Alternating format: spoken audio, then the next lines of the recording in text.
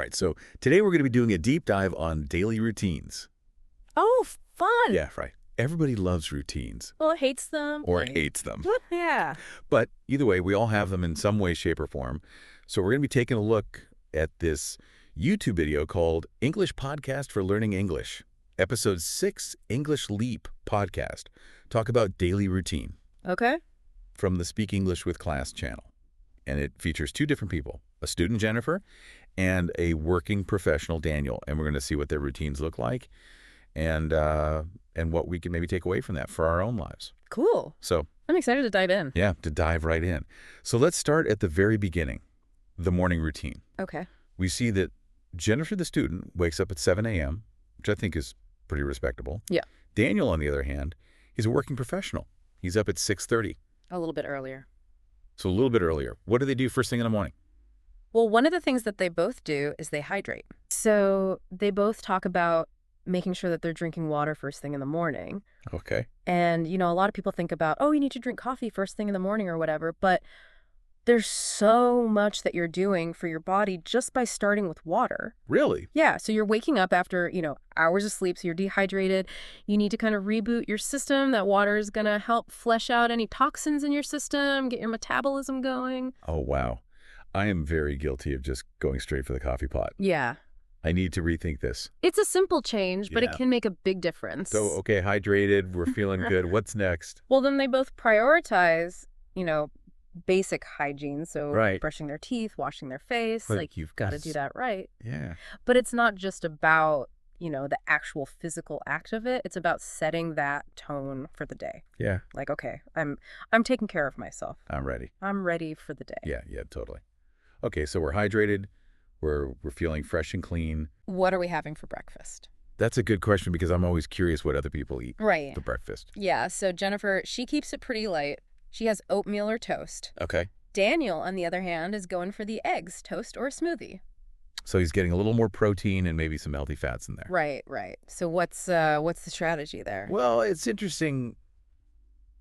Jennifer, being a student, her day is probably a little less physically demanding Yeah. than Daniel, who's, running around going to meetings so she can get away with that quick energy from the carbs. Right. Whereas Daniel needs something to kind of sustain him throughout the day. Yeah, he's going to be burning a lot more Yeah. calories, I Okay. imagine. So is it really about what your specific needs are? I think so. Yeah. Matching your breakfast to your lifestyle and what you have going on that day is a really Right. smart move. So what does your ideal breakfast look like? Think about that, listener, as we move into the next part of the routine, which is getting organized. So before they even start their day, Jennifer likes to check her emails and look at her to-do list. Okay. Daniel's looking at his class schedule. Makes sense. Yeah, they're getting ready for the day ahead. I think this is so smart, but I'm so guilty of not doing it. I know, me too. It's like you just want to Get going. get going. Yeah, But those few minutes of planning can really make a difference. I know. It's all about reducing that mental clutter and just feeling like you're starting the day in control Yeah. rather than being overwhelmed by everything. Starting off on the right foot instead of just running out the door. Exactly. Okay, so mornings, we got that down. Mm-hmm. Let's move into the afternoon. Mm. Now, this is where things start to look a little bit different, I imagine, Yeah. because Jennifer's a student. She's got these study blocks. Right. And Daniel, he's in meetings. He's working on projects. He's in the thick of it. Yeah, he is in the thick of it. Yeah. But one thing they both do is take breaks. Interesting. Yeah, so it's not all about go, go, go. There is some strategy, I imagine, involved in this. Yeah, there's a lot of science actually behind the power of breaks. Who tell me more? So our brains, they're like muscles. They need rest. Oh. Just like our bodies do. And when we try to push through and focus for hours on end, we actually become less productive. I can definitely relate to that. Yeah. Sometimes I just try to power through and then I realize I'm getting nothing done. That's right. What's going on in the brain when this is happening? Well, basically, our cognitive resources get depleted.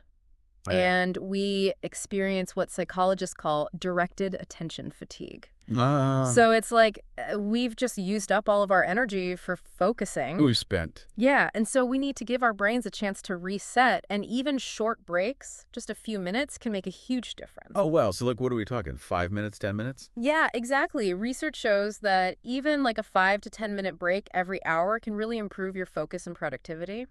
Huh. Yeah. And it's not just about the length of the break, it's also about what you do during that break. Oh, okay. So instead of just like, scrolling through your phone or... Right, just another distraction. Yeah, exactly. Try stepping away from your desk. Yeah. Maybe do some light physical activity. Even just like focusing on your breath for a few minutes can do wonders. So get the blood flowing. Yeah, exactly. Okay. I am very much a sit at my desk and drink more coffee kind of person. Well, maybe experiment with that and Yeah. see if maybe a quick walk Right. or some stretching. Yeah, get that blood flowing would be more beneficial. Okay. Afternoon break. Hmm. Check. Yeah. What about lunch? Lunchtime. Are we refueling? Yeah, we are. What are they having? So they're both keeping it pretty light again. Yep. Jennifer's having a salad or sandwich. Okay. Daniel, the same salad or sandwich. So nothing too heavy. Nothing too heavy. So... They're trying to avoid that mid-afternoon energy slump. Right. Right. I know that feeling. Where you just Yeah. dragging it. I need a nap. So what is the science behind this? Like, what happens in our bodies when we eat a heavy lunch? Well, think about it. When you eat a lot of carbs, especially refined carbs, Yeah. you get that rapid spike in blood sugar. Right. And then it crashes. And you feel terrible. You feel terrible. Yeah. So I like get sluggish. exactly. Jennifer even mentioned like she specifically avoids heavy lunches because it makes her feel sluggish and unproductive. Yeah. So by choosing lighter options with protein and fiber, they're getting more of a sustained release of energy Okay. throughout the afternoon. I see. So it's not about depriving yourself. It's about fueling your body in a way that supports your energy levels. I'm seeing a trend here. Yeah, They're both really strategic about their energy. absolutely. Okay, afternoons, we got that down. Yeah. How are we transitioning into the evening? Because I know after a long day, I just want to... Crash. Yeah. Yeah. What are they doing? Well, they both seem to prioritize relaxation and self-care, Okay. which I love. Yeah, so what does that look like for them? So Jennifer likes to take walks, Okay. do some light stretching. So getting some movement in. Yeah, exactly. Daniel also enjoys listening to music or taking walks as well. Interesting. So they're both finding ways to kind of create a buffer zone between that active day I like that buffer zone. and their sleep time. Okay. And you know what's interesting is they're both really emphasizing the importance of doing things that help them de-stress and unwind. Yeah, what's the science behind this? Like, why is this important? Well, our bodies and minds are so interconnected. Yeah. And when we engage in physical activity, especially gentle forms like walking or stretching, it releases endorphins. Oh, yeah. Those feel-good chemicals in our brains, Yeah. which naturally combat stress and promote relaxation. So it's like a natural mood booster built right into their routines. Absolutely. Very smart. I'm sensing a theme here. Like, they're both very proactive about managing their well-being throughout the day. Exactly. And it's not just about, going through the motions. It's about making conscious choices that support their overall health and happiness. I love that. And that's something I think we can all learn from. Absolutely. I'm ready to dive into the rest of their evening routine. What else can we learn from them? Let's see. Yeah. Let's keep going. All right, so we're back, and we left off talking about how Jennifer and Daniel are transitioning into their evening routines. Right. Prioritizing that relaxation and self-care. Yeah, and I'm really curious about their dinner choices, because we talked about breakfast and lunch. Yeah. But what about dinner? Well, it's interesting. They both seem to emphasize having a consistent evening meal. Okay. Like, Jennifer enjoys things like pasta with veggies or a rice bowl, and Daniel goes for grilled salmon veggies or a stir fry. Those all sound delicious. Right. Yeah, and healthy. But, like, how does what we eat at dinner affect our sleep? Well, our bodies love routine, right? Yeah. And that includes our eating patterns. So having that consistent evening mealtime actually helps regulate your circadian rhythm. Okay. That natural sleep-wake cycle. Yeah. That governs so much of our physiology. So it's like setting an internal clock for our bodies. Exactly. It's like saying, okay, it's time to wind down. Yeah. And this actually helps trigger the release of hormones like melatonin, which is really important for sleep. Oh. So if you're eating at all different times every night, it can really disrupt those signals, Interesting. making it harder to fall asleep and stay asleep. So consistency is key. Consistency is key. I like it. All right, so dinner's done. What's next? Well, they both talk about these little habits that seem small but are actually really powerful. Okay. Things like brushing their teeth, washing their faces as part of their evening ritual. I totally get that. Yeah. It's like my brain knows, okay, it's time to relax. Right. Daniel actually describes it as hitting the reset button I love that. Yeah. Reset button. after a long day. Okay, so it's like a signal to our minds and bodies that the day is coming to a close. Exactly. It's creating that psychological break between, all the activities of the day and then transitioning into sleep. Okay, so the reset button has been hit. We're relaxed. We're ready for bed. What do they do like right before bed to prepare for sleep? Well, this is where we see a little bit of a difference in their routines. Okay. But both approaches really highlight the importance of creating a calming pre-sleep environment. Okay. So Jennifer likes to unwind with a good book or a cup of herbal tea. Nice and relaxing. Yeah. Daniel, on the other hand, avoids screens altogether. Wow. Yeah, he's strict about it. Yeah. He's reading or listening to music. I've heard about that, the whole screen time before bed thing. Yeah, but I'm so guilty of it. I know, me too. It's just so easy to just scroll. It's so tempting. Yeah. But the science is pretty clear on this one. Right. You know that blue light that's emitted from our devices? It actually interferes with melatonin production. So even though I feel like I'm relaxing, Yeah. my brain's actually like, no, It's like, hey, it's time to party. wake up, let's go. Okay, so like reading and drinking herbal tea, those are good activities. Yeah, they're great examples of creating that calming pre-sleep routine. Okay. Reading can help divert your mind from all the stresses of the day. And then herbal teas like chamomile have those natural, relaxing properties. So we're setting ourselves up for success. Exactly. I liked it. And then, Daniel, avoiding those screens altogether, replacing them with calmer activities like reading or music, it allows the mind to truly unwind. Yeah, we're giving our brains a break. Exactly. We're winding down, we're relaxed. What time are they actually going to bed? Well, they both emphasize sticking to a consistent bedtime, Okay. which I love. So what time are we talking? So Daniel aims for 10 p.m., Okay. Jennifer a little bit later, 10:30. Okay, and they're both saying this helps them feel well rested. Absolutely. Consistency is key when it comes to sleep. Remember those circadian rhythms we talked about? Yeah. Well, sticking to a regular bedtime helps regulate those rhythms, making it easier to fall asleep and wake up feeling refreshed. So it's not just about the quantity of sleep. No. It's about the timing as well. Exactly. It's about creating that predictability for your body so that it can optimize those sleep cycles. So our bodies like to know what's coming. Do they thrive on that routine? This is making me want to rethink my whole sleep routine. Maybe you should. Yeah. It could make a big difference. But what if you're not a morning person? That's a good question. Like, are you doomed? No, not at all. Routines are not about being rigid. They're about finding what works for you. Okay. So even if you're not a morning person, you can still create a routine that supports your energy levels and sets you up for a productive day. Yeah. It's not about forcing yourself into a mold. It's about creating a structure that works with your natural rhythms. So it's about working with your body, not against it. Exactly. Routines are about empowerment, not restriction. I love that. Yeah, they're tools that we can use to shape our days and achieve our goals. Okay, so we've gotten a lot of great insights from Jennifer and Daniel's routines. But before we wrap up, I want to talk about some of the challenges that people face when it comes to creating and sticking to routines. Let's do it. Because it's not always easy. No, it's not. Okay, so we're back.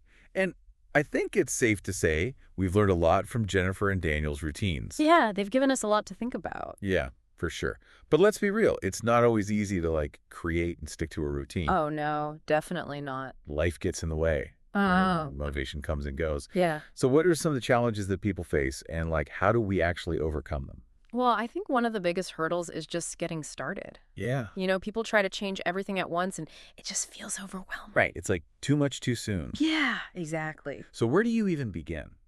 I always recommend starting small. Okay. Pick one thing you want to change. Just one. Yeah. Maybe it's drinking more water like we talked about, or going to bed 15 minutes earlier, or just adding a short walk to your day. Focus on making that one thing a habit before you add anything else. Oh, it's like baby steps. Exactly. Okay, one step at a time. One step at a time. So you've mastered that first habit, Mm-hmm. but then life happens and you just don't feel like sticking to your routine. Yeah, those days happen to everyone. Yeah. What do you do then? Well, first of all, be kind to yourself. Oh. Consistency doesn't equal perfection. Right. It's okay if you miss a day or two. Just get back on track as soon as you can. Don't beat yourself up. Exactly. Okay, so what about those bigger disruptions, Yeah. Like you get sick or you have to travel or your work schedule changes completely. Right. Those can really throw a wrench in things. Yeah, how do you deal with that without just giving up on your routine completely? Flexibility is key, I think. Okay. Don't view those disruptions as failures. Right. They're just opportunities to adjust. To adapt. Yeah, maybe you can't do your exact same workout routine while you're traveling, Right. but you can still find ways to move your body. Yeah. Find little ways to incorporate those healthy habits. Exactly. Okay, so stay flexible, roll with the punches. Yes. But sometimes it's not even external factors, you know? Right. Sometimes it's that little voice in your head Yes. that's like, you're not good enough. that inner critic. You can't do it. You're going to fail. It's the worst. It's so discouraging. How do you deal with that? Awareness is huge. Start paying attention to those negative thoughts and actually challenge them. Okay. Ask yourself, is this really true? Is this helpful? So you're basically calling yourself out. Yeah, a lot of times those thoughts are based on, fear or past experiences and not reality. Right. So it's about shifting your mindset, Okay. replacing those negative thoughts with positive affirmations. So like be your own cheerleader. Exactly. I like it. Okay, so we've talked a lot about routines today. We have? What are like the key takeaways that our listeners should remember? Well, I think the most important thing is that routines are not about restriction. Right. They're about empowerment. I love that. They're about creating a framework that supports your well-being and helps you thrive. It's about like designing your life Yeah, exactly. intentionally instead of just letting it happen to you. Yes, and remember, consistency is key. Right. It's those small daily actions repeated over time that lead to lasting change. Don't give up. Don't give up. And your routine, it should be like your fingerprint. You know? Mm-hmm. It should be unique to you. Absolutely. There's no one-size-fits-all approach. Experiment, adapt, find what works best for you. So true. Well, that was a fantastic deep dive It was. into the world of daily routines. So much good stuff. Thank you for joining us. Thanks for having me. And until next time, happy routine building. Yes, good luck, everyone.